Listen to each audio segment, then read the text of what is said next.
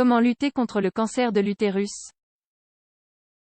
Le cancer de l'utérus est une maladie qui touche principalement les femmes ménopausées. Les traitements hormonaux de remplacement appliqués à certaines de ces femmes peuvent favoriser son apparition. Le cancer de l'utérus se développe lorsqu'il y a des cellules cancéreuses dans l'utérus, capables de se diviser et d'envahir les tissus adjacents. Cancer de l'utérus. Le cancer est une maladie caractérisée par l'apparition de cellules anormales dont la croissance est incontrôlée. La forte prolifération de ces cellules cancéreuses conduit à l'apparition de tumeurs. L'une des caractéristiques du cancer est que les cellules tumorales sont capables de se diviser et de coloniser d'autres tissus, entraînant ce que l'on appelle des métastases. Les spécialistes donnent le nom des différents types de cancer en fonction de l'organe d'origine du cancer. Ainsi, en cas de cancer de l'utérus, l'organe atteint est l'utérus.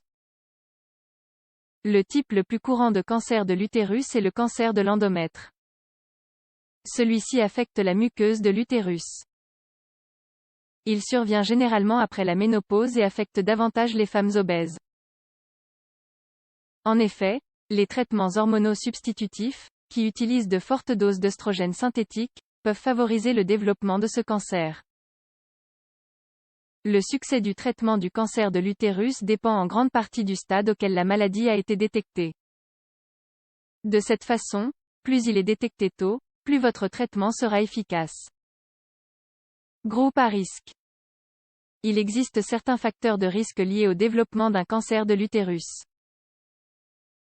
Avoir plus de 50 ans. Le cancer de l'utérus survient rarement chez les femmes de moins de 40 ans. Il apparaît en effet généralement après la ménopause. Obésité. L'excès de poids est un facteur de risque important pour le développement du cancer de l'utérus. Diabète. Être stérile ou n'avoir pas eu d'enfant. Avoir eu ses premières menstruations à un très jeune âge.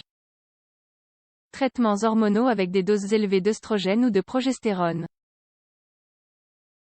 Traitement au tamoxifène. Le tamoxifène apparaît comme un médicament de chimiothérapie largement utilisé pour le cancer du sein. Néanmoins, il a été prouvé qu'il était un facteur de risque de développement du cancer de l'utérus. Cependant, il faut tenir compte du fait que, bien les femmes atteintes du cancer de l'utérus partagent plus souvent ces caractéristiques, il existe également des cas dans lesquels ledit cancer se développe sans aucune des situations ci-dessus. Les symptômes du cancer de l'utérus. Le symptôme le plus courant de ce cancer est un saignement vaginal anormal. Ce saignement peut survenir entre les règles, métrorragie, ou par des saignements vaginaux après la ménopause. En particulier dans le cas des femmes âgées ménopausées qui présentent des saignements vaginaux, une consultation gynécologique doit être effectuée, car cet événement peut être une manifestation précoce de la maladie. Il est d'une importance vitale de prêter attention à ces types de symptômes, car ils peuvent contribuer à la prévention précoce de la maladie, un aspect crucial qui détermine le succès du traitement. Traitement possible. Il existe différentes options de traitement pour les femmes atteintes d'un cancer de l'utérus. Selon le stade de la maladie, les options possibles seront évaluées. En outre, de nouvelles possibilités de traitement sont actuellement en phase de recherche pour être mises en œuvre. Parmi les traitements possibles à appliquer figurent chirurgie. Parmi les chirurgies possibles, la possibilité d'effectuer une hystérectomie totale peut être envisagée, dans laquelle tout l'utérus et même d'autres organes de la région sont prélevés. Cette option est généralement celle choisie dans les cas avancés, lorsque le cancer est déjà répandu.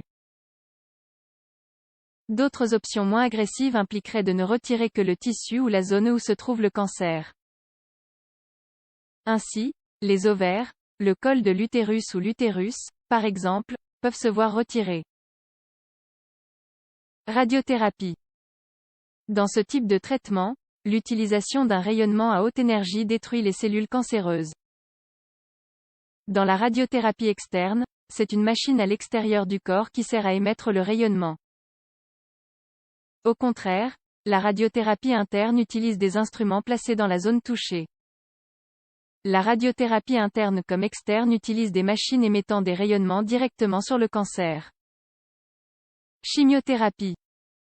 Une grande variété de médicaments se trouvent utilisés en chimiothérapie pour détruire et empêcher la croissance des cellules tumorales. Une chimiothérapie systémique peut s'administrer soit par voie orale, soit par injection. Celle-ci a pour but d'atteindre tout le corps. Au contraire, la chimiothérapie régionale, administrée directement dans une cavité corporelle, cible bien plus précisément la tumeur.